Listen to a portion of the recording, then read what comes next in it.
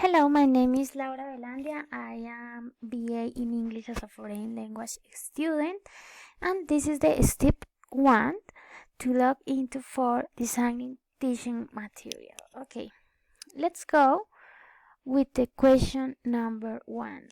What should English language learning ELT materials have?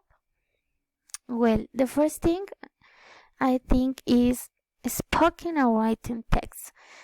Make sure that the materials contain lots of spoken and written texts which provide extensive experience of language being used in order to achieve documents outcomes in a variety of text types and genres in relation to topics, themes, events, locations that likely to be meaningful to the target learners. Next is the authenticity. Make sure that the language that the learners are exposed to is authentic in the sense that it represents how the language is typically used. If a language is inauthentic because it has been written or reduced to exemplify a particular language feature, then the learners will not acquire the ability to use the language typically or effectively. Now is the contextualization. This is very important. Make sure the language entry is contextualized. There must be enough information about the user, the recipients, the relationships between the interact, the environment, the intentions or the results to be of value to the language learner.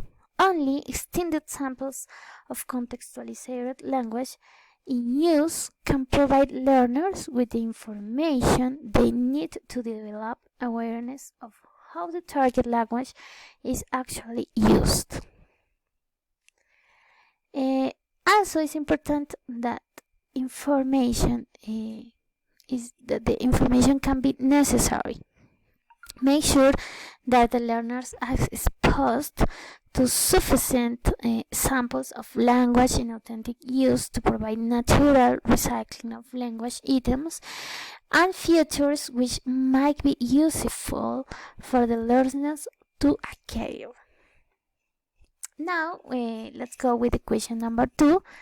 This is proposals for principled approaches to development of ELT materials. Where a prerequisite for a language acquisition is that the learners are exposed to a rich, meaningful, and comprehensible input of language in use. Also, in order for the learners to maximize their exposure to language in use, they need to be engaged both affectively and cognitively in the language experience. Language learners who achieve a positive affect are much more likely to achieve communicative competence than those who do not. L2 language learners can benefit from using those mental resources which they typically utilize when acquiring and using their L1. And language learners can benefit from noticing salient features of the input. Learners need opportunities to use language to try to achieve communicative purposes. So, in conclusion, I think when developing classroom materials, we should also, of course, consider principles of language teaching. My main teaching principles is that these principles were proposed by the author of this text. The first one is that the teaching should meet the needs and wants of the learners. From this, my most important materials development principle is that materials need need to be written issued why the teacher can make use of them as a resource and not have to follow them as a script.